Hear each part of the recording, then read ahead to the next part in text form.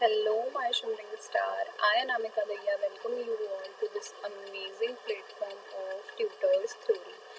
So, our today's topic is for DLED first year student. I know you got admission in first year. You have cracked the entrance test, then list लगी है आपकी, उसके बाद आपने you got the admission in DLED. तो इसके बाद थोड़ी सी लिटिल बिट इन्फॉर्मेशन मैं आपको देना चाहती हूँ कि there are 10 subjects in DLED and all are dependent on the education prospective. Means यहाँ पे आपको जो 10 सब्जेक्ट मिले हैं वहाँ पे आपको ना तो कोई रट्टा लगाना है, ना इतना ज़्यादा कॉन्सेप्चुअल नॉलेज के बारे में जानना है. Like if you are learning the topic maths, तो आपको मैथ्स के बारे में कोई बड़े बड़े सम सॉल्व नहीं करने हैं. आपको मैथ्स के बारे में जानना है कि how to teach and what are the best method to teach mathematics in a classroom, जिससे क्या हो कि जो मैथ्स का फियर है बच्चों के अंदर वो आप डिक्रीज कर पाओ, मैथ्स को एक जॉयफुल एक्टिविटी बना पाओ. और मैथ्स की वजह से जो बच्चे डरते हैं उसको ख़त्म करवा के एक अच्छे टीचर कैसे बनो मैथ्स के, तो आपको अभी तक आइडिया हो ही गया होगा. So in this lecture I am going to tell you about mathematical knowledge. ठीक है. सो हमारी जो ये फर्स्ट यूनिट है, first unit of teaching of mathematics, हमारी बुक का क्या नाम है? टीचिंग ऑफ मैथमेटिक्स, गणित शिक्षण.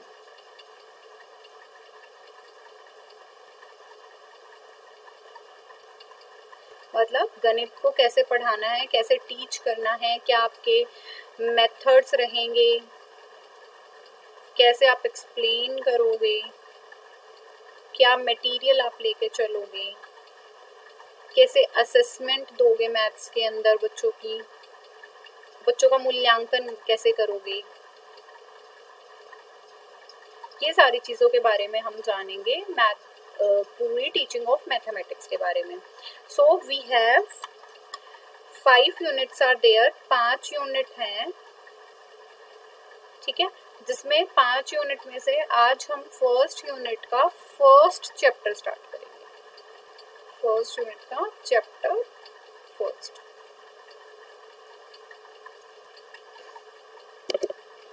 So our first unit is perspective about mathematical knowledge. मतलब जो गणित शिक्षण है उसकी जितनी नॉलेज है उसका क्या पर्सपेक्टिव रहा है, मैथ्स कैसे आया, मैथ्स की क्या हिस्ट्री रही, मैथ्स का कैसा नेचर है, या मैथ्स को कितनी इम्पोर्टेंस आपके करिकुलम में मिलनी चाहिए, या मैथ्स की इम्पोर्टेंस आपकी डेली लाइफ में कितनी है, उसके बारे में हम जानने के लिए nature and importance of mathematics करेंगे.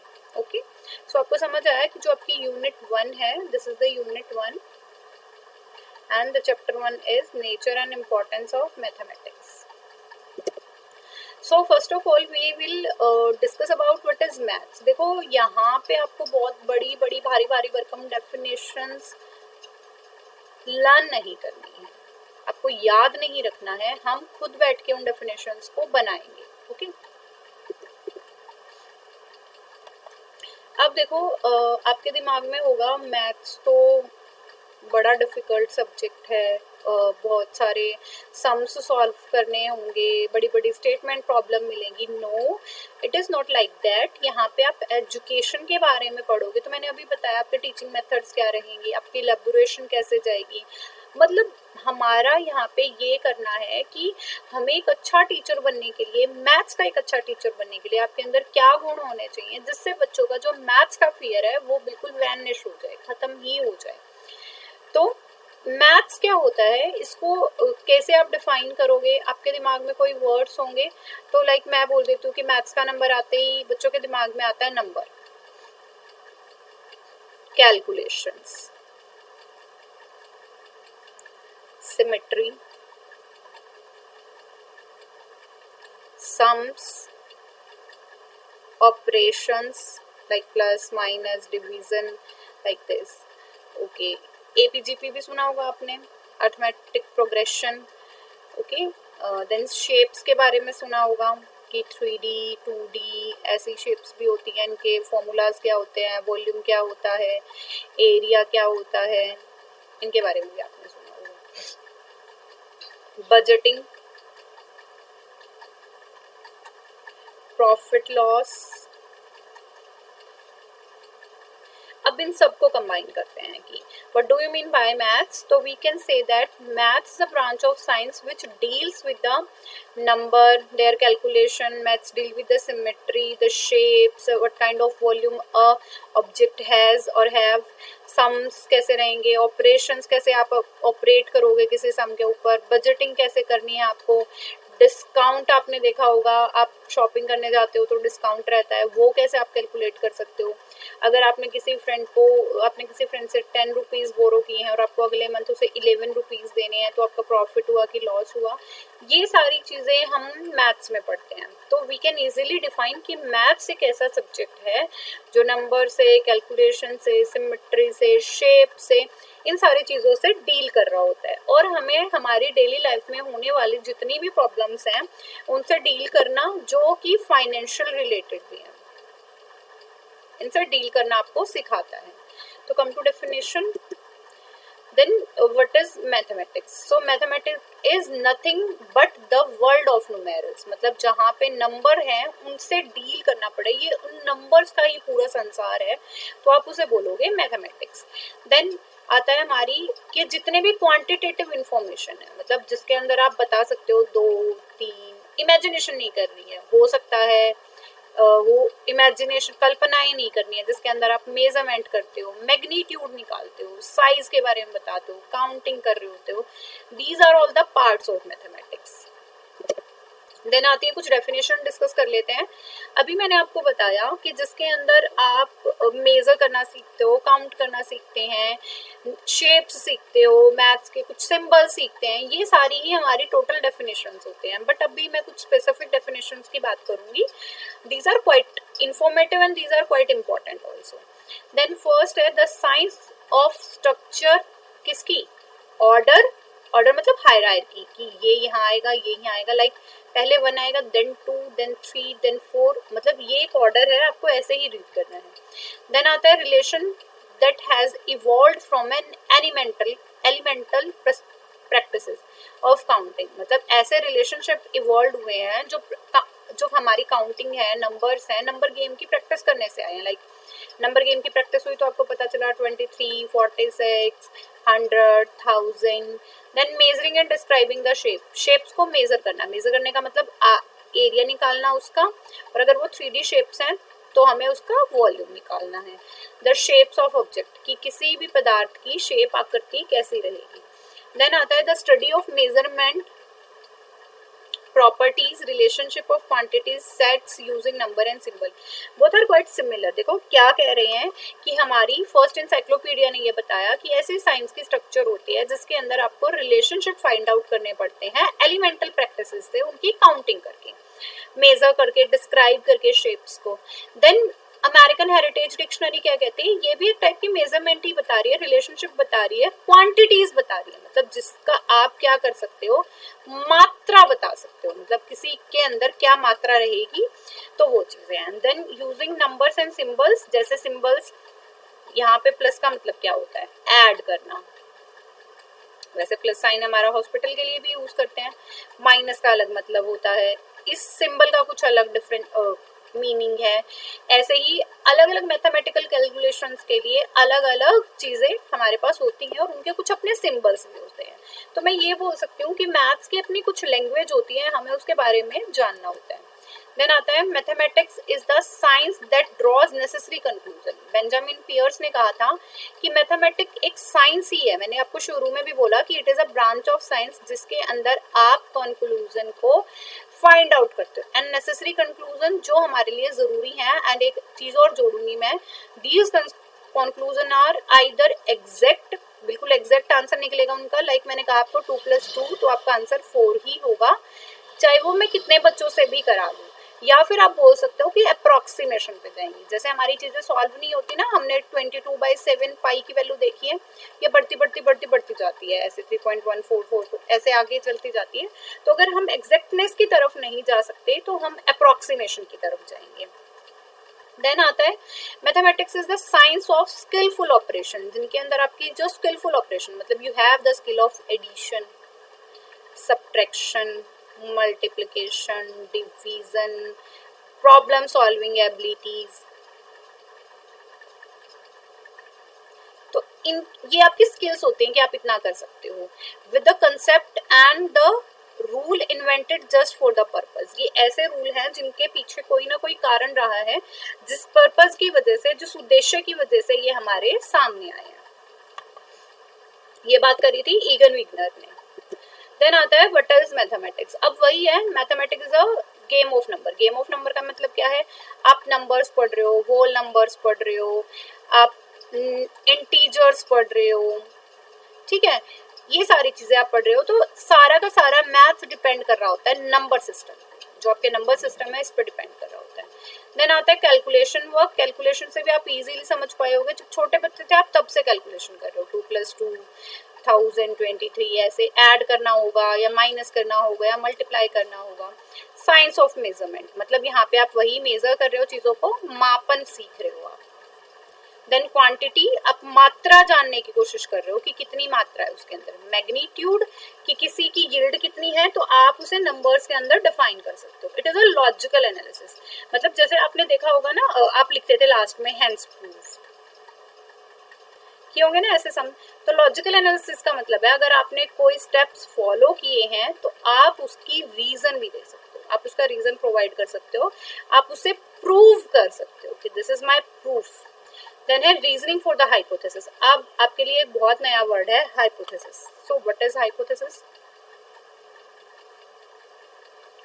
हाइपोथेसिस डिजाइन करते हैं द रिसर्चर। हाइपोथेसिस क्या होती है? It is a kind of tentative idea,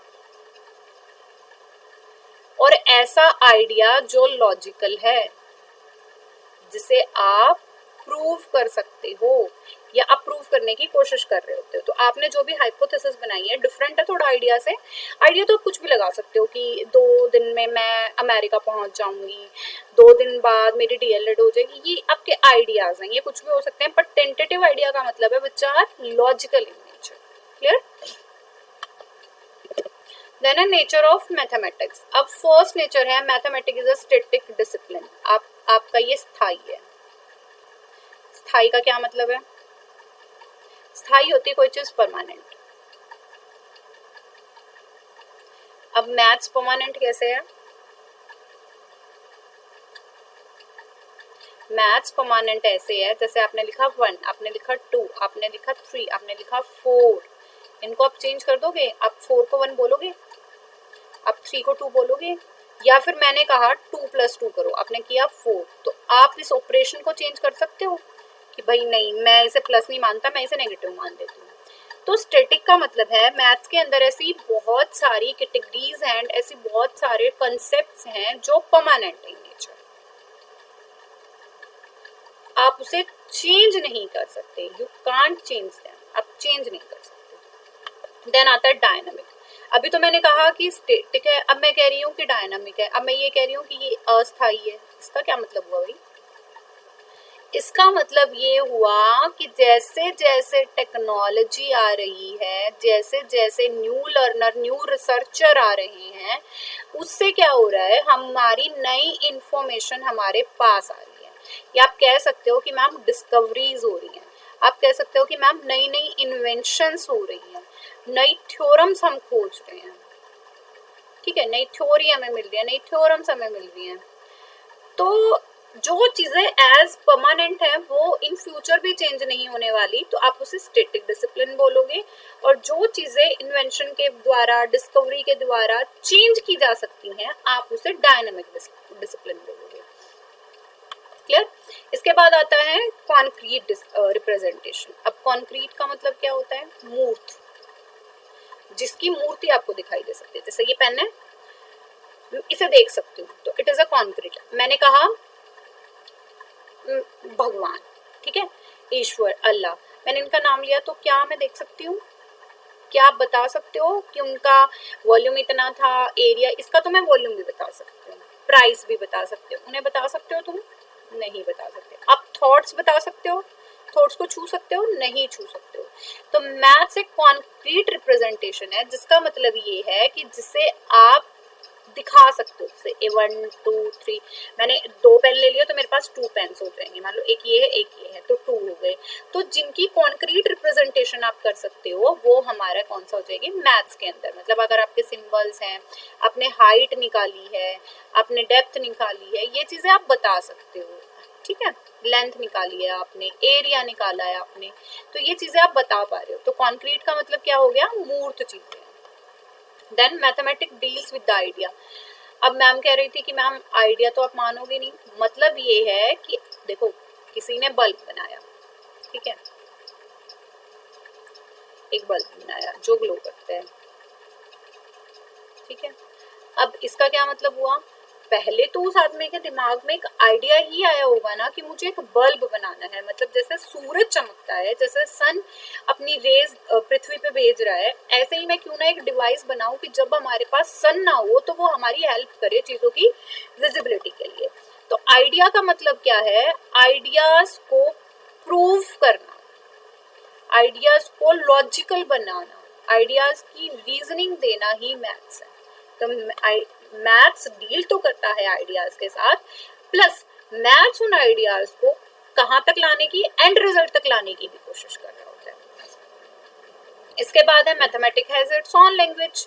अब ऑन लैंग्वेज का मतलब क्या है, अगर मैंने बोल दिया √3 इज स्क्वेयर रूट ऑफ 3, ठीक है, तो इस इज का मतलब है। वैसे तुम कहोगे कि मैम इंग्लिश में भी यही होता है, तो हम ये बोल सकते हैं फाइंड द सम। सम का मतलब क्वेश्चंस भी हो सकते हैं और सम का मतलब एडिशंस भी हो सकता है। तो अपनी लैंग्वेज है, यहाँ पे ये मतलब नहीं है कि आप जैसे लिटरेचर में पढ़ रहे होते हो कि तुमने प्लस सिंबल देखा तो तुमने कहा कि मैम हॉस्पिटल आने वाला है, नो। देन इसका मतलब है कि अगर तुमने प्लस सिग्नेचर देखा, प्लस साइन तुम्हारे सामने है, इट मीन्स तुम्हें कुछ ऐड करना होगा, ठीक है। डिफरेंस, डिफरेंस का मतलब ये नहीं है कि अलग है, डिफरेंस का मतलब अलग नहीं है, डिफरेंस का मतलब you have to subtract something from something, ये आपको करना है। तो आप ये नहीं कह सकते there is a difference between 8 and 5, तो मैथ्स पूछेगा हाउ मच डिफरेंस, आप वो कितना बड़ा है, कोई कितना छोटा है, उनका डिफरेंस कैसा है। अब मैं बात करती हूँ सिंबल्स की, इसको क्या बोलते हैं हम, इन्फिनिटी। अच्छा, इसको क्या बोलते हैं हम, परसेंटेज, इसको बोलते हैं स्क्वायर रूट। तो मैथ्स के अपने अपने सिंबल्स हैं जिनके साथ हमें क्या करना पड़ता है, डील करना पड़ता है। इसको क्या बोलते हो आप, परपेंडिकुलर। तो ये मैथ्स के सिंबल हैं। अगर ऐसी लाइन मैंने लगा दी तो आप बोलोगे कि मैम पैरेलल लाइन का सिंबल है। ये लगा दिया मैंने तो मुझे जब इक्वल टू लिखना पड़ेगा, मैं ये बोलूँ कि Ram is equal to Shyam, तो मुझे इक्वल टू नहीं लिखना है, आपको लिटरेचर पे नहीं जाना है, आपको जस्ट एक सिंबल बना देना है, यही डिनोट कर देगा कि आप इक्वल टू की बात कर रहे हो। क्लियर। तो maths is on language. On language का क्या मतलब समझ आया कि मैथ्स की अपनी भाषा है जिसमें वो बात कर रहा होता है। जैसे कि आप लिटरेचर में जो वर्ड पढ़े, आपने डिफरेंस पढ़ा, सम पढ़ा, आर पढ़ा, इनका कुछ और मतलब है। जैसे 6 एप्पल आर ऑफ 60 रुपीज, तो मतलब वो उतने रुपए के हैं, ठीक है।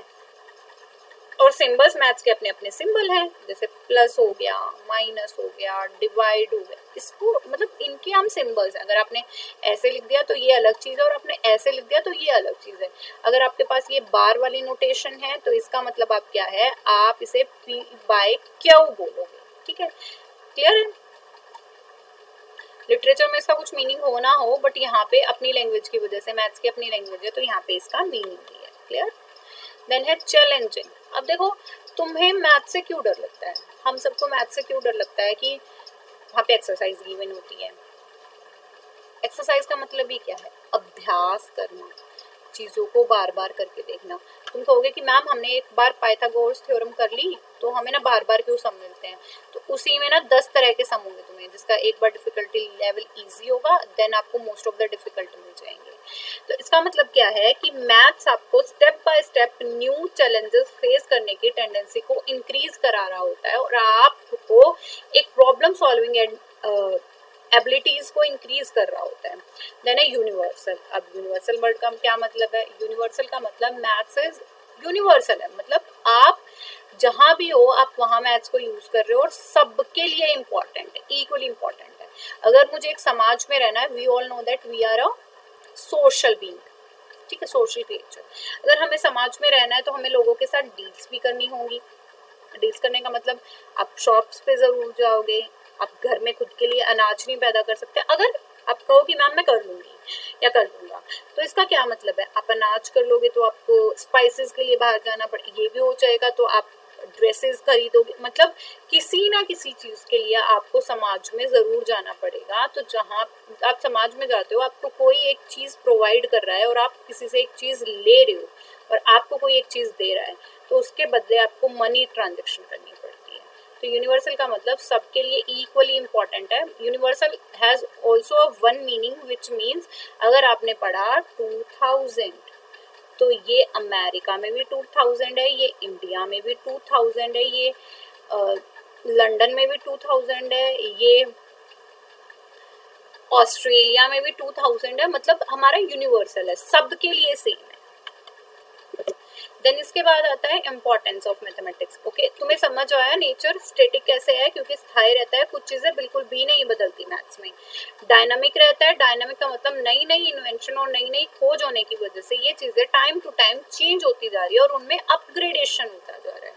देन मेथड कॉन्क्रीट रिप्रेजेंटेशन, जिन चीजों को आप छू सकते हो, बता सकते हो, गिन सकते हो, शो कर सकते हो, ये एब्स्ट्रैक्ट बिल्कुल भी नहीं है, ये कॉन्क्रीट है, ये ध्यान रखना।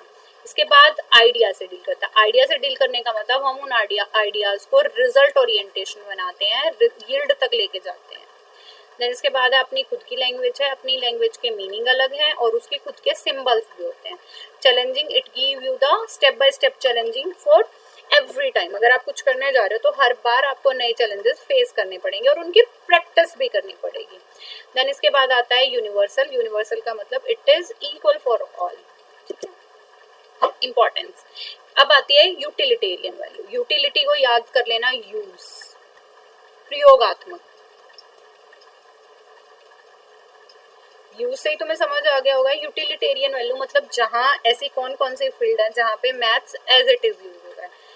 आप कॉलेज आते हो, आप मेरी क्लास भी ले रहे हो, ठीक है। अगर आपने एक बार मेरी वीडियो ऑन करी तो आप देखोगे कि मैम की वीडियो 30 मिनट की है, 40 मिनट की है, 50 टाइम की है, तो आप अपना टाइम मैनेज करोगे accordingly. If you try to learn और ट्राई टू अंडरस्टैंड, तो आप अपना टाइम जरूर मैनेज करोगे। तो टाइम मैनेजमेंट का मतलब है आप सुबह उठते हो, मॉर्निंग से लेकर आपका नाइट स्केड्यूल तक ये सारे पैक्ड होते हैं, ठीक है। कि मैं 6 बजे उठूंगी, 8 बजे तक रेडी हो जाऊंगी, इसके बाद मैं 9 बजे तक कॉलेज पहुंच जाऊंगी, देन मैं 4 बजे तक घर आ जाऊंगी, इसके बाद मुझे हेल्प करानी है मम्मा की 1 या 2 आवर, फिर इसके बाद मुझे अपना होमवर्क परफॉर्म करना है, देन ये मेरा स्लीपिंग टाइम है। हम ना सारी चीज़ें टाइम को मैनेज करते हुए चलते हैं कि हमें ये टाइम फॉलो अप करने होते हैं। तो टाइम मैनेजमेंट का मतलब है कि जो समय है उसको भी मैनेज करने के लिए अगर आपको कोई रास्ता दिखा रहा है तो वो है मैथ। मैथ की डायरेक्ट यूसेज हो रही है टाइम मैनेजमेंट में। घड़ी तो देखी होगी आप सबने, वॉच, क्लॉक देखा होगा सबने। यहाँ 12 होते हैं, यहाँ 6 होते हैं, यहाँ 3 होते हैं, यहाँ 9 होते हैं, 10, 11, 1, 2, 4, 5, 7, 8, ऐसे ऐसे होता है ना हमारे पास। तो घड़ी में घड़ी के जो नंबर हैं वो किससे रिलेटेड है? लिटरेचर से रिलेटेड है या फिर मैथ से रिलेटेड है? यू ऑल नो कि मैथ से रिलेटेड है मैम, ठीक है। इसके बाद आती है, तो हमें टाइम मैनेजमेंट समझ आया कि मैथ्स डायरेक्टली यूज हो रहा है टाइम को मैनेज करने के लिए और मैथ्स की वजह से ही हमारे पास टाइम है। देन आती है calculation and budgeting. Calculation and budgeting का क्या मतलब है? कैलकुलेशंस करनी है। मैंने अभी कहा आप शॉप्स पे जा रहे हो, शॉप्स पे जाने का मतलब आप 100 रुपीज़ लेके गए हो, आपने 50 रुपीज़ का कोई नोटबुक ले ली है, नोटबुक परचेज कर ली है, आपने ₹10 का पेन परचेज कर दिया है तो आपको कितने रुपीज रिटर्न मिल जाएंगे, इस सब की नॉलेज भी आपको होनी चाहिए। मतलब कैलकुलेशन करना। एंड बजटिंग का मतलब है अगर आपके मम्मी पापा ने आपको पॉकेट मनी दे दी 1000, ठीक है, तो उसे यूज कैसे करना है, 1000 का मैं क्या करूंगी, कितना मैं बजट बनाऊंगी। मैं सोचूंगी कि मैं 500 या 400 रुपीज रख लेती हूँ अपनी एक्स्ट्रा जो भी खाना पीना है मुझे उसके लिए, ठीक है। फिर 600 रुपीज रख लेते हैं हम कि मुझे एक्स्ट्रा वर्क करने हैं, कि मेरा ट्रांसपोर्ट चार्जेस चला जाएगा, मैं कोई एक्स्ट्रा वर्क इन सब के लिए। देन आता है हमारा मेजरमेंट। मेजरमेंट होता है मापना। अब इसका क्या मतलब है, मेजरमेंट में मैथ कैसे यूज हो रहा है, तो मेजरमेंट की बात करूं, हम सब ड्रेस वियर करते हैं, ओके।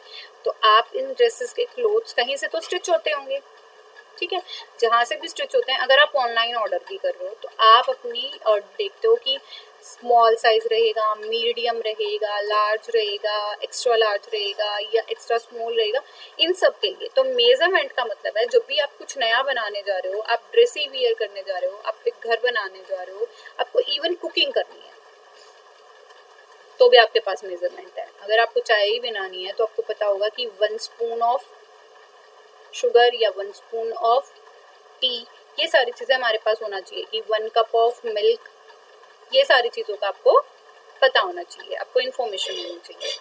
देन आते हैं नेचुरल फिनोमेना। अब नेचुरल फिनोमेना में कैसे है ये, नेचुरल फिनोमेना का मतलब है जैसे ड्राउट्स आ रहे हैं, ठीक है, फ्लड्स आ रहे हैं, तो आपने सुना होगा कि 3 mm की बारिश हुई है, 4 mm की बारिश हुई है मिलीमीटर, तो ड्राउट्स आ रहे हैं, जैसे सूखा हो रहा है। तो इससे क्या मतलब है, इसका मतलब ये है कि ड्राउट्स आते हैं या फिर कोई भी इंफॉर्मेशन देनी होती है तो गवर्नमेंट क्या करती है, आपको वो इंफॉर्मेशन प्रोवाइड कर देती है कि ड्यू टू दिस डेट और दिस डेट, तो आपको ये सारी चीजें पता चल जाती हैं, ठीक है। तो this is known as natural phenomena, कि आपको 2 दिन तक आप अपना खाने का सामान रखो। अगर ड्राउट्स आ रहे हैं, फ्लड्स आ रहे हैं, जैसे अभी दिल्ली में हुआ, तो इससे क्या होते हैं, लोगों ने अपनी चीजें सेफ रखनी स्टार्ट कर ली है कि इतना अमाउंट हमें सेफ रखना है, इतना खाना हमें सेफ रखना है, या जो भी चीजें हमें करनी है, परफॉर्म करनी है। क्लियर। इसके बाद आ जाती है हमारी सोशल वैल्यू। सोशल वैल्यू का क्या मतलब है, कम्युनिकेशन एंड ट्रांजेक्शन। मतलब जब आप बातचीत ही कर रहे हो तो लाइक आपको फोन कॉल करनी है, आपको कोई कॉल लगानी है अपने फ्रेंड्स को, तो यू हैव द नंबर, आपके पास वो नंबर इन्फॉर्मेशन होनी चाहिए। अगर आपको नंबर ही डायल करना है तो आपके पास कुछ नंबर की डिजिट होंगी, ऐसा नंबर आपके पास होना चाहिए। अगर आपने एक सिंगल डिजिट भी मिस कर दी है या वो चेंज हो गई है किसी भी रीजन से, तो आप अपने फ्रेंड्स को कॉल नहीं कर सकते हो।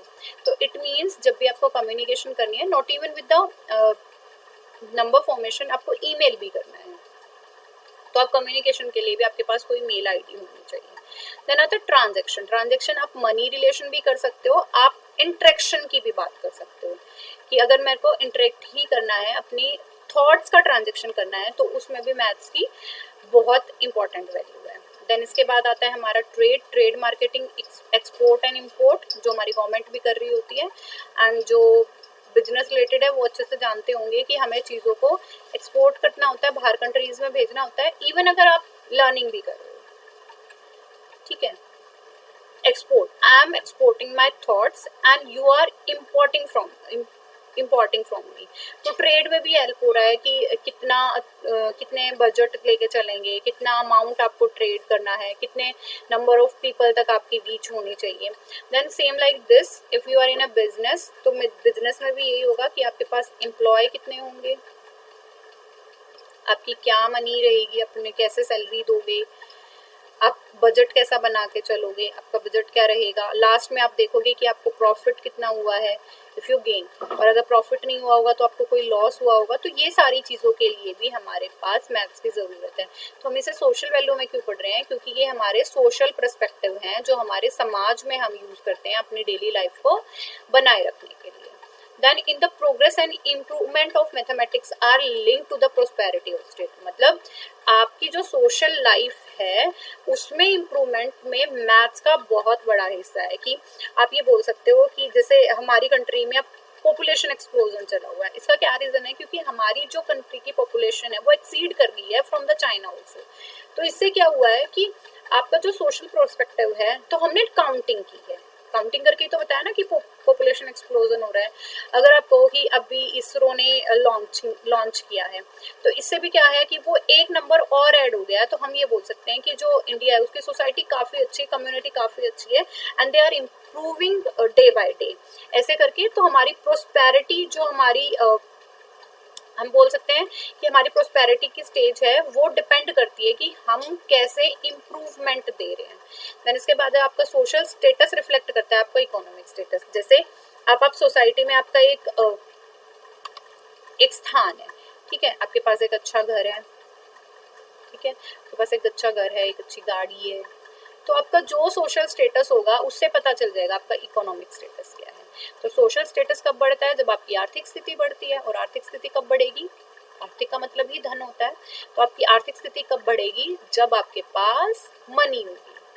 और मनी तो काउंटिंग में ही होती है कि आपके पास 2 लाख रुपए हैं, 4 लाख रुपए हैं, 1 करोड़ है, या कितना भी अमाउंट है। तो आपका सोशल स्टेटस डिपेंड करता है आपका इकोनॉमिक स्टेटस कैसा है। तो सोशल वैल्यू समझ आई कि हम सोसाइटी में अपने मैथ्स को कैसे यूज कर रहे हैं। हम कम्युनिकेशन के द्वारा कर रहे हैं, हम चीज़ों को ट्रांजैक्ट करने के लिए कर रहे हैं, ट्रेड में यूज कर रहे हो आप, एक्सपोर्ट इम्पोर्ट में, बिजनेस करने में कर रहे हो, आपकी एम्प्लॉय कैसे रहेंगे, सैलरी कैसे रहेगी, बजट कैसे बनाओगे आप, इनकम टैक्स कैसे पे करोगे। ऐसे ही मैथ्स आपकी प्रोस्पेरिटी से रिलेट करता है। अगर प्रोस्पेरिटी से देखो कैसे रिलेट करता है, अगर आपके पास अब खाने को ही अच्छा नहीं है, आपके पास जो बेसिक नीड्स है वो फुलफिल नहीं हो रही, तो आप एक प्रॉस्पर लाइफ नहीं जी रहे हो। क्लियर? तो ऐसे हमारी मैथ्स में इंप्रूवमेंट, मतलब अगर आपके फाइनेंशियल चीजें बढ़नी है। अब यहाँ पे मैथ्स का क्या यूसेज है? देखो मैथ्स का ये यूसेज है, अगर आपने कोई चीज परचेज ही करी है, लाइक आपने 10,000 की कोई चीज परचेज करी है, तो आपको पता भी तो होना चाहिए ना कि ये 10,000 इसका अमाउंट है या नहीं है। ये इन्फॉर्मेशन भी आपके पास एग्जैक्टली होनी चाहिए। ठीक है, तो प्रोस्पेरिटी का मतलब है when you are dealing with something, जब आप किसी चीज से डील कर रहे हो तो भी उसकी इन्फॉर्मेशन पूरी आपके पास है, तो you can say that you are finding the prosper in your life. तो एंड आपका सोशल स्टेटस मैंने अभी समझाया कि जैसा आपका इकोनॉमिक स्टेटस होगा हमारा, वही क्या हो जाएगा? Social status. जितना अच्छा आपके पास आर्थिक स्थिति आपकी अच्छी होगी, जितना आप फाइनेंशियली स्ट्रांग होगे, आपका सोशल स्टेटस भी बढ़ता चला जाएगा। क्लियर? देन आता है planning and action for social project. अब ये तो बात हो गई हमारे इंडिविजुअल की, कि हम इंडिविजुअल बात कर रहे हैं। Business is also a social term.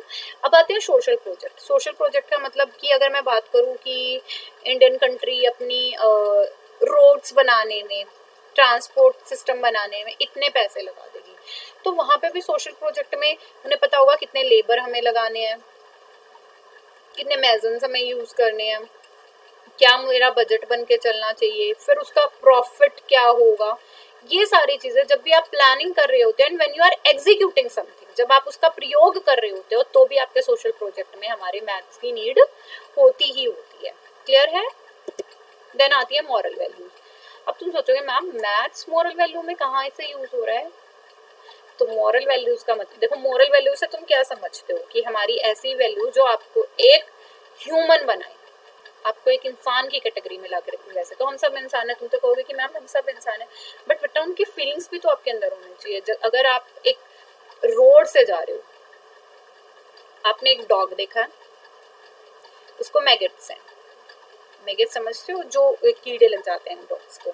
आपने क्या किया, उसे देखा एंड किसी ने तो इग्नोर करके ये कह दिया बहुत स्मेली स्मेली है, ऐसा बोल दिया। आपने देखा, आपको ऐसा लगा कि यू फील पिटी कि ये ऐसा नहीं होना चाहिए इसके साथ। तो मॉरल वैल्यू क्या है? जब आपको किसी, आपका करेक्टर इतना अच्छा है कि आप एक आइडियल की तरह बिहेव कर रहे हो, you are looking for the, you are not looking for the outlook. आप ये सोच रहे हो अहिंसा रहे हमारे, आप पंचुअल रहें, लोग आपकी, आपसे प्रभावित हूँ, आपका करेक्टर बिल्डिंग बहुत अच्छा रहे, आप किसी भी टाइप का कोई डिस्क्रिमिनेशन ना करो। आप ये ना सोचो कि वो डॉग है तो उसकी ट्रीटमेंट ही नहीं होनी चाहिए, मुझे क्या फर्क पड़ता है। तो ह्यूमन होने का मतलब है कि आप जब दूसरों की फीलिंग्स को अंडरस्टैंड करना चाहते हो। अब मैथ्स कैसे हेल्प कर रहा होता है करेक्टर बिल्डिंग में? आपने अपने दोस्त से रुपए लिए हैं 5, लाइक 50 रुपए आपने उधार लिए अपने दोस्त से, ठीक है, और आपका दोस्त भूल गया, ठीक है, तो इट्स योर रिस्पॉन्सिबिलिटी कि आप उसे 50 रुपीज ही दो। If there is a no interest, अगर आपकी इंटरेस्ट पे बात हुई है, मान लो उसने कहा कि भाई तो मुझे 1 महीने बाद दे देना, पर 55 दे देना, तो ये आपका ऑनेस्टी है। तो ऑनेस्टी भी कैसे डील करते हो, जब आप कुछ चीजें आपने किसी के लिए की और आप उसके लिए बिल्डअप भी करके दिखा रहे हो कि भाई तुमने ऐसा किया तो मैंने भी ऐसा किया, मतलब यू हैव द क्वांटिटी, आप उसको मेजर करके दिखा सकते हो। क्लियर? क्योंकि ये तो हमारी डेली लाइफ में आने वाली डेली चीजें हैं, मॉरल डेवलपमेंट में हेल्प करते हैं, कैरेक्टर फॉर्मेशन में। अब हम बात करेंगे कि हमारा व्यक्तित्व कैसे इन्हेंस करती है। सबसे पहले तो हमारा आउटलुक, हमारी छवि ऐसी होनी चाहिए कि हम किसी के साथ कोई भेदभाव नहीं कर रहे हैं। देन करेक्ट रीजनिंग, अब आपने कहा आपने कोई भी लाइन बोल दी कि I am in the favour of spiritualism,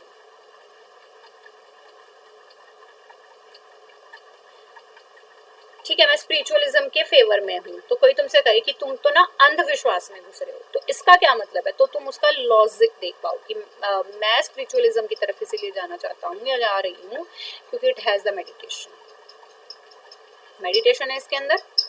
तो मेडिटेशन से क्या फायदा होगा, आपकी आईज की रोशनी बढ़ेगी, यू फील पीस, ठीक है। तो हम ये चीजें बता सकते हैं इन फेवर ऑफ कि ये काम करने से मेरे साथ ये अच्छा हो रहा है। देन आती है नो माल एडजस्टमेंट, कि हम किसी भी अगर आप अच्छे से कार्य कर रहे होते हो, अगर आपके पास इतनी कॉम्पिटेंसी है, आपके पास इतनी मास्टरी है, तो आप किसी भी there is a no need to माल एडजस्टेड, आपको उस जगह पे माल एडजस्टमेंट की कोई नीड नहीं है, आप अपने करेक्टर के अकॉर्डिंगली वहां पे एडजस्टमेंट शो कर सकते हो। तो मोरल वैल्यू में कैसे आया, पंचुअलिटी लिख सकते हो आप, ऑनेस्टी लिख सकते हो आप, इक्विवेलेंस लिख सकते हो, इक्वालिटी लिख सकते हो, इक्विटी लिख सकते हो, नो बायस लुक लिख सकते हो, नो डिस्क्रिमिनेशन लिख सकते हो, रीजनिंग प्रोवाइड करना लिख सकते हो, and we are thinking about some logical concept. अगर कोई तुम रास्ते से जा रहे हो, ठीक है, तुम रास्ते से जा रहे हो और तुम्हारी ना एक कैट ने रास्ता काट दिया, मतलब एक बिल्ली ने रास्ता काट दिया है, और तुमसे कोई तुम निकल नहीं रहे हो वहां से, तो कोई तुमसे पूछे कि तुम जा क्यों नहीं रहे हो, तो तुमने कहा कि नहीं बिल्ली ने रास्ता काटे इसलिए मैं नहीं जाऊंगा या नहीं जाऊंगी। तो किसी ने पूछा इससे क्या हो जाता है, तो यू हैव नो आंसर। अगर आपके पास कोई आंसर नहीं है, it means you are illogical. तो लॉजिकल की तरफ बढ़ाता है, आपको रीजनिंग प्रोवाइड करना बताता है। अगर कोई तुमसे कहे कि तुम्हें सूरज को पानी देना है, ठीक है, आपको सन को पानी जल चढ़ाना है, जैसे हम हिंदुइज्म में बोलते हैं कि हमें सूरज को पानी देना, जल चढ़ाना है, या कोई भी चीज हो सकती है, कोई जैसे मैं अदर रिलीजन की बात करती हूँ, तो कोई कह दो मैं हिजाब बांधना है, तो इसका क्या रीजन है, तो तुम्हें रीजन बताना आना चाहिए। अगर मैं सन को पानी देने की बात करूँ तो इतना लॉजिकल होना चाहिए कि जब भी आप सूर्य को जल चढ़ा रहे होते हो, मतलब you are offering water to them, to sun, तो इससे ये फायदा होता है कि आप जब भी सन रेज उस वाटर में से क्रॉस करके आपकी आईज पे गिर रही होती हैं, तो आपकी आईज की जो रोशनी है, जो आपकी आई पावर है, वो बढ़ रही होती है। अच्छा, फिर मैंने बात करी मुस्लिम्स की, कि अगर ये बोल दिया जाए कि आपको हिजाब पहनना है, तो उसका क्या रीजन है। मैंने अपनी एक स्टूडेंट से पूछा था ये बात कि बेटा आप ऐसा क्यों कर रहे होते हो, मैं डिस्क्रिमिनेशन की बात नहीं कर रही हूँ, please take me away from the discrimination, मैंने जस्ट पूछा है, जस्ट वांट टू नो कि ऐसा क्या रीजन है कि आपको ये बांधना पड़ता है। तो शी वाज लाइक कि मैम एक तो हमारा ट्रेडिशन है, ओके गुड तुम मानते हो, बट वाई। देखो उसने ये बताया, that is very strong view point, कि जब भी हम अपने सिर को ढक के रखते हैं तो फर्स्ट ऑफ ऑल हमारा जो हेड है, हमारी बॉडी का सबसे इम्पॉर्टेंट पार्ट है, तो उसे सेफ रखना होता है। एंड इट जब आप पूरा कवर कर लेते हो तो आपके शरीर जो आपके सिर है उसमें कोई जम्स भी नहीं जा रहे होते और उसकी प्रोटेक्शन भी हो जाती है। That is a good answer. तो आपको ऐसे रीजन प्रोवाइड करने आना चाहिए, मतलब you have to give the correct reasoning, तभी आपका मोरल बिल्डिंग होगी और तभी आपका करेक्टर बिल्डअप भी होगा। क्लियर? देन आता है artistic and aesthetic value. Artistic, अब मैथ्स में मैम आर्ट कहाँ से आ गया, एस्थेटिक कहाँ से आ गया। चलो बहुत सिंपल एग्जांपल देते हैं।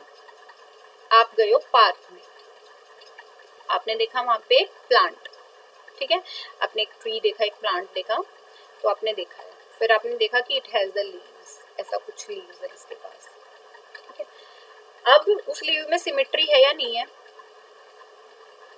मेरी ड्राइंग इतनी अच्छी नहीं है बच्चे,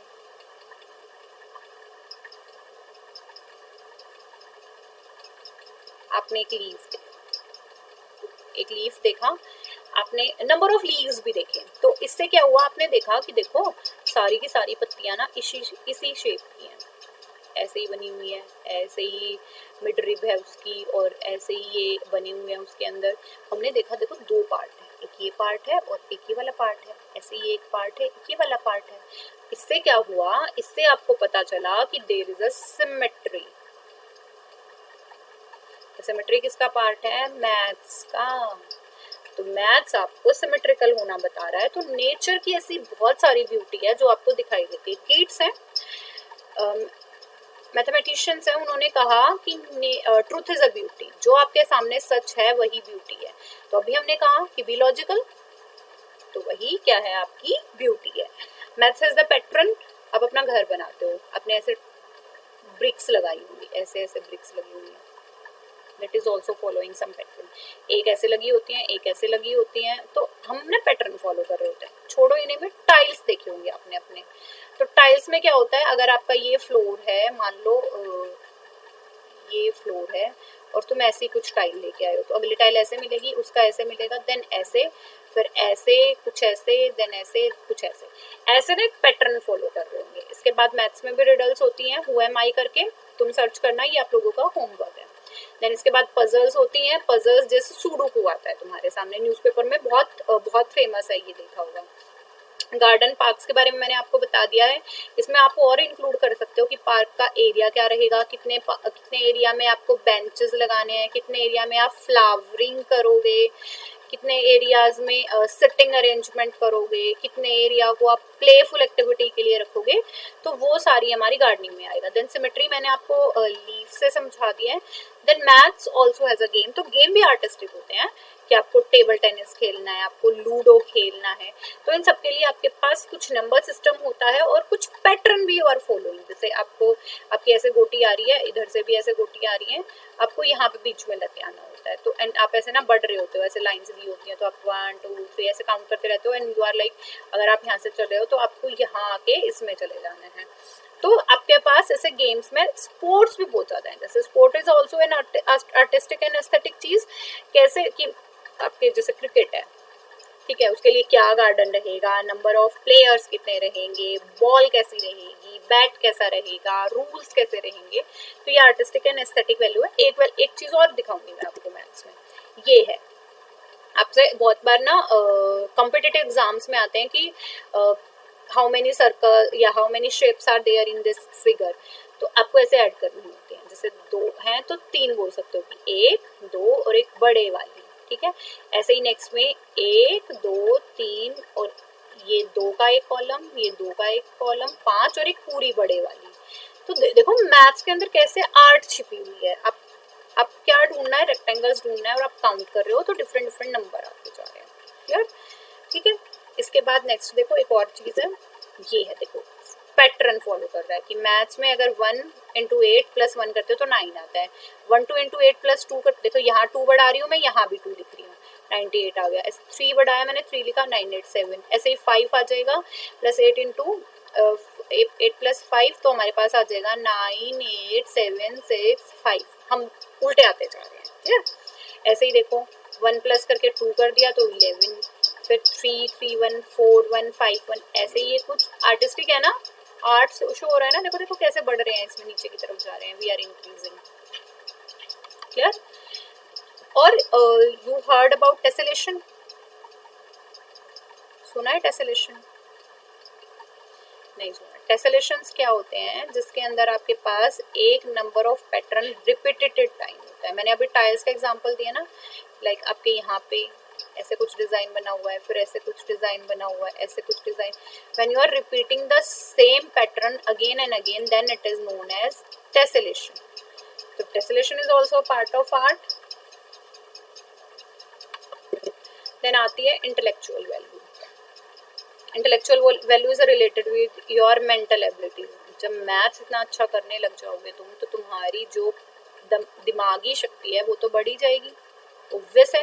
तो when you are solving mathematical problem, it is a complete mental exercise. आपको ये ध्यान रखना होता है, when you are multiplying, when you are dividing, कब आपको एडिशन करनी है, ये सारी चीज़ों को आपको ध्यान रखना होना चाहिए, जिससे आपकी एक बौद्धिक क्षमताएं इंक्रीज हो रही है और आपका दिमाग जो है अभ्यास करता जा रहा है।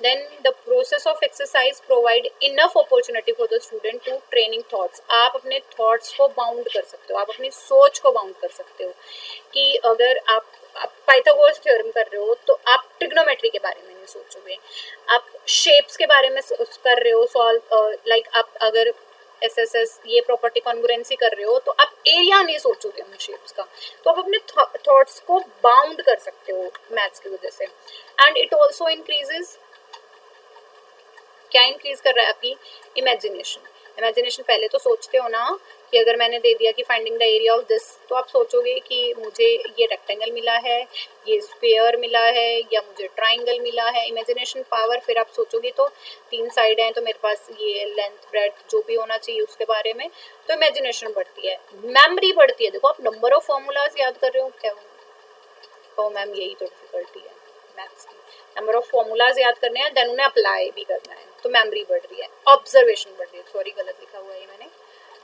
Observation, sometime it has the typing errors, तो ऑब्जर्वेशन लिखा हुआ, प्लीज इग्नोर देम। ऑब्जर्वेशन आपकी ज्यादा बढ़ती है।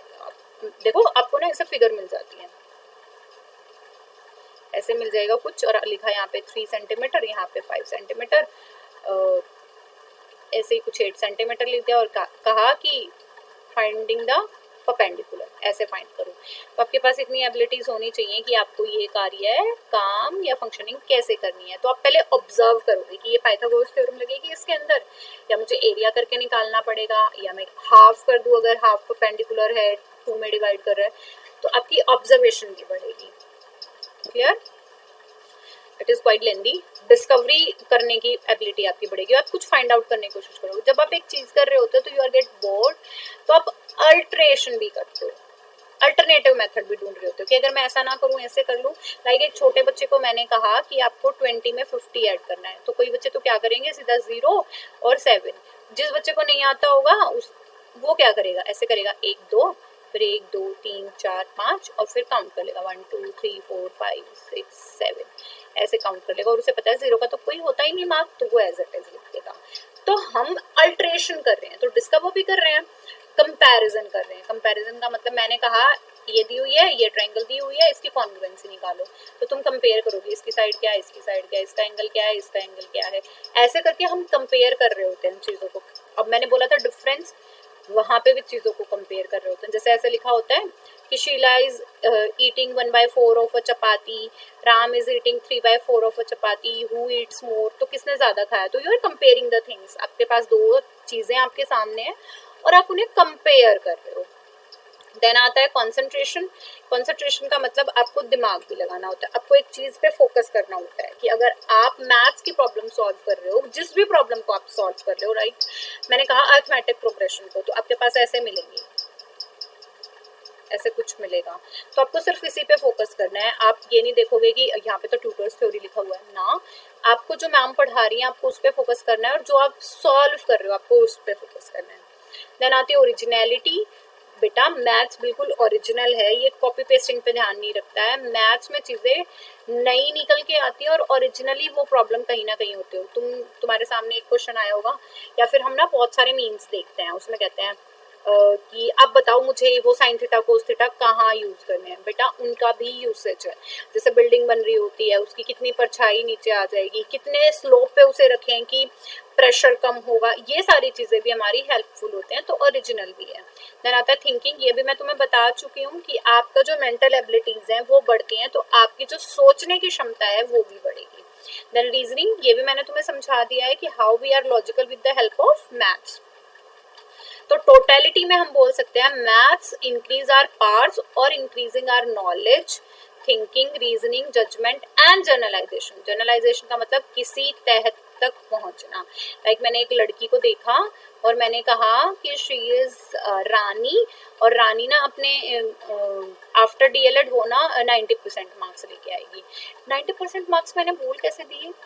मैंने देखा रानी का ना फाइल वर्क बहुत अच्छा है, रानी की लर्निंग बहुत अच्छी है, रानी ने जो माइक्रो टीचिंग दी है वो बहुत अच्छी। इन सारी चीज़ों से आप ना आगे अवेयर हो गए कि मैम माइक्रो टीचिंग क्या होती है, फाइल वर्क कैसा करना है इसके अंदर, क्लियर है। तो इनको हमारे एक्वायर करने की पावर भी क्या हो रही होती है, बढ़ रही होती है, सो हमें क्या समझ आया इंटेलेक्चुअल वैल्यू से कि हमारी इमेजिनेशन बढ़ती है, मेमोरी पावर बढ़ती है, हमारी मेंटल एक्सरसाइजेज होती रहती हैं, हम चीज़ों को ऑब्जर्व करना सीखते हैं, दो चीज़ों को कंपैरिजन करते हैं, who is more who is less. जैसे लेंथ का कंपैरिजन आता है, आपको रूलर बना दिया जाता है कि इसकी लेंथ लगाओ और फिर ऐसे एक नीचे बना दी तो इसकी लेंथ कंफर्म करो, फिर कंपेयर करो कि किसकी ज़्यादा है। मैंने चपाती वाला एग्जाम्पल दिया, this is also. Then concentration, you are focusing on a same thing for a purpose और for a some time. Then originality, ये चीज़ें सत्य होती हैं और ओरिजिनल है, ये सच में फाइंड आउट की जा सकती हैं। थिंकिंग, आपके सोचने की, विचारों की क्षमता बढ़ रही होती है। रीजनिंग, आप तर्क शक्ति बढ़ा रहे होते हैं, आप अपनी तर्क शक्ति बढ़ा रहे होते हो, आप सोच रहे होते हो, ठीक है।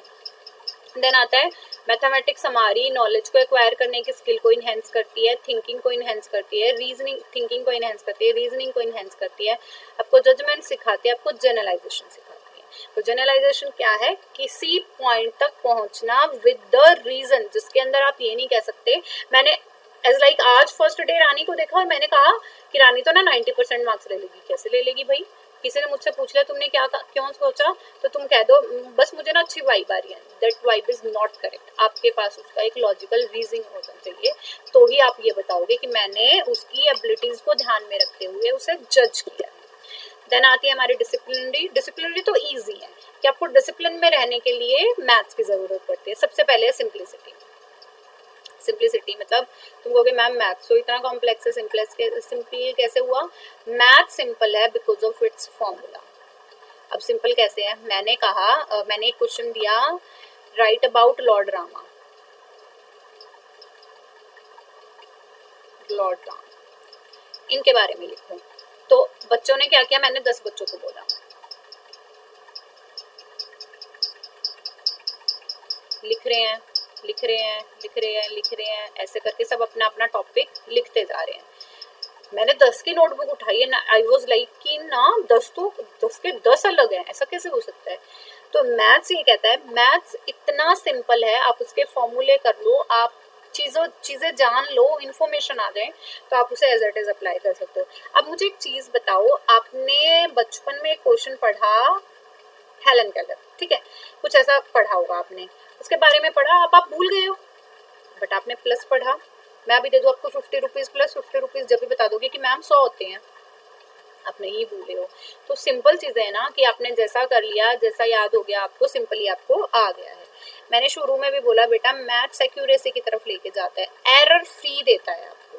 अगर मैंने कहा 2 + 3 3 + 2 तो बच्चे निकालेंगे 5 + 5, अगर बच्चा 54 निकाल रहा है तो हम बता देंगे नो, हमें एक्यूरेट रिजल्ट देता है। और मैंने अभी कहा कि राम के बारे में लिखना है आपको, भगवान राम के बारे में लिखना है, तो आप क्या करोगे, सबके आंसर अलग अलग है, you are not accurate to the point, जो मेरा व्यू पॉइंट है आप उसके एक्यूरेट नहीं हो।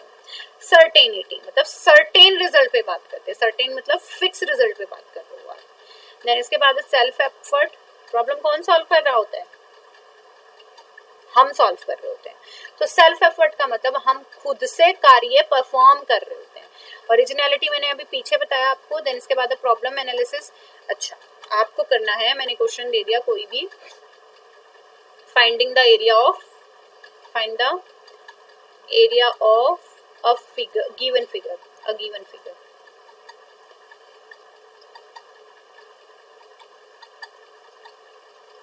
ठीक है, यहाँ लिख दिया 2, यहाँ लिख दिया 2, यहाँ लिख दिया 10। तो आप प्रॉब्लम को एनालाइज करोगे ना, पहले सोचोगे कि प्रॉब्लम में फाइंड आउट क्या करना, अच्छा मैम ने तो एरिया निकालना दिया है। इसके बाद आप एनालिसिस कर रहे हो कि मुझे एरिया निकालना है तो मेरे पास क्या फॉर्मूला होना चाहिए। अब फॉर्मूला के लिए मुझे शेप का पता होना चाहिए कि ये कौन सी शेप है, तो मैंने फाइंड आउट किया रेक्टेंगल है। रेक्टेंगल फाइंड आउट करने के बाद मुझे पता चला कि L × B होगा। फिर मुझे देखना है कि L तो है 10 और B है 2।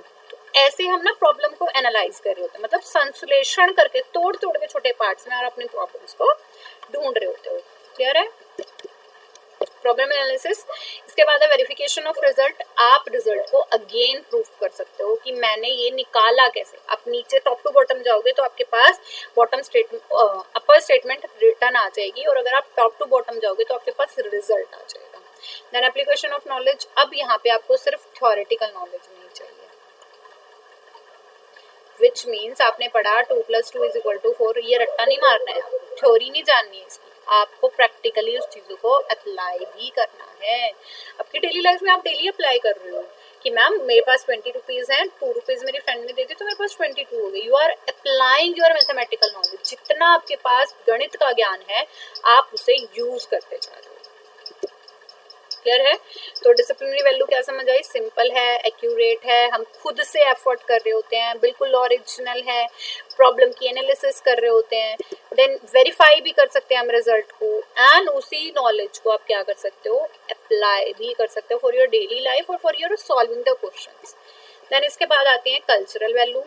लेंदी हो गई है ना क्लास, देखो फर्स्ट चैप्टर पे अभी हम, तो आपको मैं थोड़ा इन डेप्थ बता रही हूँ, आगे हम थोड़ा ब्रीफ में भी कर सकते हैं, but this is new for you. तो फर्स्ट ईयर स्टूडेंट डरना नहीं है, एंड सॉरी बेटा मैं पीपीटी हिंदी में नहीं ला पाती, इश्यूज है एंड इट इज़ क्वाइट लेंदी, तो दोनों लैंग्वेज में बनाना क्वाइट डिफिकल्ट। तो आप, मैं बाइलिंगुअल हूँ, जो चीज़ें आप मेंशन कर सकते हो आप मेंशन कर लो। वर्ड्स, जितने वर्ड्स की मुझे हिंदी आती है मैं आपको बता देती हूँ, अदरवाइज आप गूगल कर सकते हो। और I think you are a Hindi student, तो आपको इतनी इंग्लिश की नॉलेज तो आई थिंक होगी ही, बट फिर भी अगर आपकी कोई भी क्वेरी है कमेंट डाउन, मैं उसका रिप्लाई भी 101% करूँगी। ओके, देन आता है mathematics is a mirror of civilisation. मतलब आपका जो समाज है, आपकी जो सिविलाइजेशन किसी कंट्री की है, वो उसको दर्शाता है। कैसे दर्शाता है? हमारे पास कोई भी ऐसा संसाधन नहीं था कि हम ना कंजर्वेशन कर सके। कंजर्वेशन का मतलब, मुझे किसी ने ना एप्पल दिया तो मैंने उसे मैंगो दे दिया। अभी भी ऐसा ही करते हो क्या? नहीं करते, नहीं करते ना। आप एप्पल लेने गए हो, आप दुकान वाले को क्या दोगे? मनी। मैम पैसे देंगे, वो बताएगा कि इतने रुपए केजी है तो हम उसे पैसे दे देंगे। तो अगर आपकी जिस कंट्री में हो, अगर उसके ह्यूमंस अवेयर हैं, दे आर फाइनेंशियली स्ट्रॉन्ग, तो हमारी झलकता है ये। जैसे एक शीशे में चीजें झलकती है ना, तो हमारा मैथ्स कैसा है, हम कैसे डील कर रहे हैं थिंग्स को, ये हमारे सिविलाइजेशन का मिरर है। देन मैथ्स आपकी प्रिवेंटिंग में हेल्प करता है। प्रिवेंटिंग का मतलब संजो के रखने में। अगर आप कंप्यूटर पे भी ऐड कर रहे हो डाटा, आपके पास फोन है, चलो स्मार्टफोन की बात कर लेते हैं, आपके पास व्हाट्सएप है, आप चीज़ों को प्रिवेंट कर रहे हो। हम एंड टू एंड इनक्रिप्टेड कर देते हैं, हम पासवर्ड लगा देते हैं, तो प्रिवेंट कर रहे हैं हम अपनी चीज़ों को घूमने से। देन है प्रमोटिंग, हम कल्चर को प्रमोट करने में हेल्प कर रहे हैं। मैथमेटिकल नॉलेज जितनी ज़्यादा बढ़ती है, आपकी हेरिटेज प्रमोट कर सकते हो आप एक से दूसरे पे, नेक्स्ट जनरेशन तक ट्रांसमिट कर रहे हो। ट्रांसमिट करना होता है एक से दूसरे तक पहुंचाना, नेक्स्ट टू नेक्स्ट में। क्लियर? कि आपकी ये जनरेशन पे है, आपके मदर फादर ने आपको दिया योरसेल्फ, देन आपने अपने लर्नर्स को दिया, या फिर आप बोल सकते हो अपने चाइल्ड को दिया। ठीक है, इसके बाद है यूज्ड इन एग्रीकल्चर। एग्रीकल्चर में काम आता है, आप पर अच्छे से बता सकते हो। अगर मुझे अभी जो खेती का टाइम चल रहा है, वहाँ अभी लग रहे हैं धान लगाए जा रहे हैं, तो मुझे ये पता होना चाहिए ना कि मेरे पास इतना एरिया है फील्ड का, तो कितने केजी चावल इज इनफ, कितने केजी लगेंगे जिससे मैं यील्ड दे पाऊंगा या दे पाऊंगी।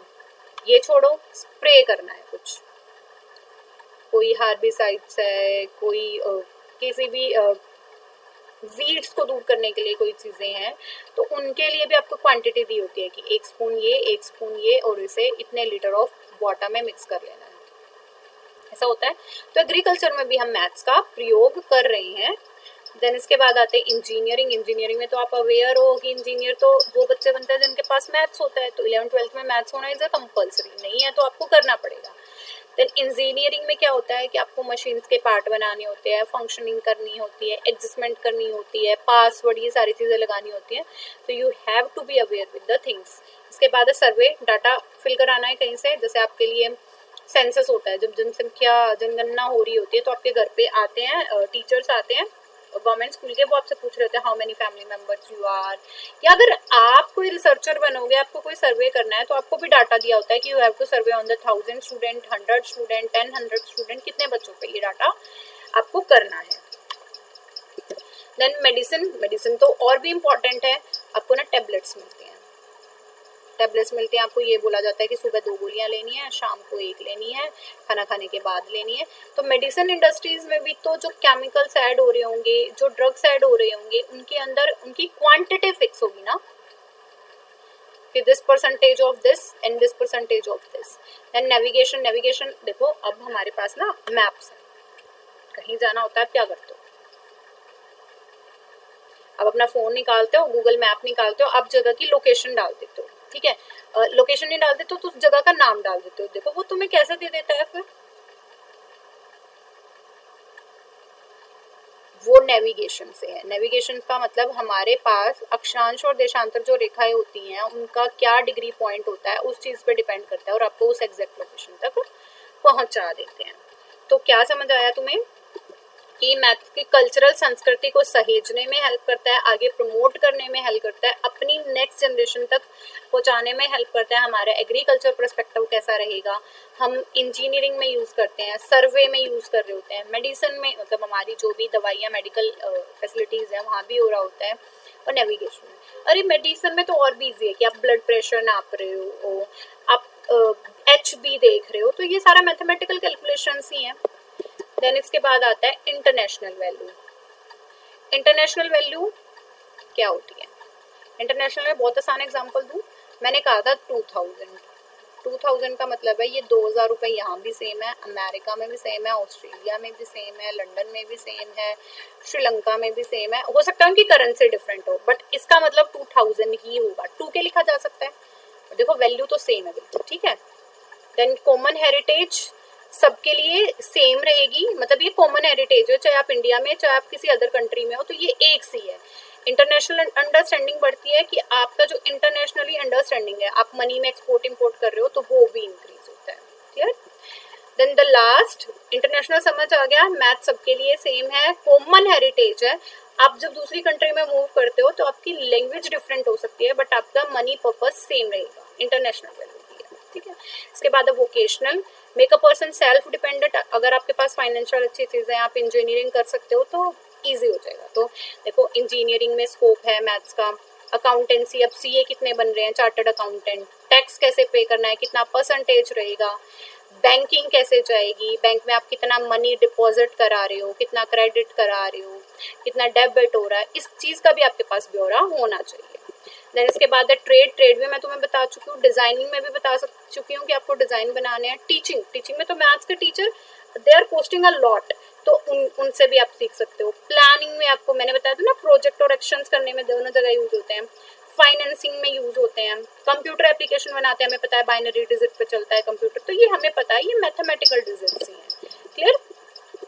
तो वोकेशनल है self dependent, engineering, accountancy, taxation, banking में, ट्रेड में, डिजाइनिंग में, टीचिंग में, प्लानिंग में और कंप्यूटर में अप्लाई करने में भी। देन इसके बाद है thank you, this is all about chapter 1। अगर आपको नहीं समझ आया है तो आप कमेंट कर दीजिए, मैं उसका रिप्लाई जरूर करूंगी। और अगर कोई ऐसी प्रॉब्लम है जो टॉपिक आपको अभी समझ नहीं आया है तो अगर आप कमेंट कर दोगे तो मैं उसे पहले सेकेंड क्लास स्टार्ट कराने से पहले उसे एक्सप्लेन कर दूंगी। So thank you, bye bye, keep going, keep growing and keep learning. Thank you.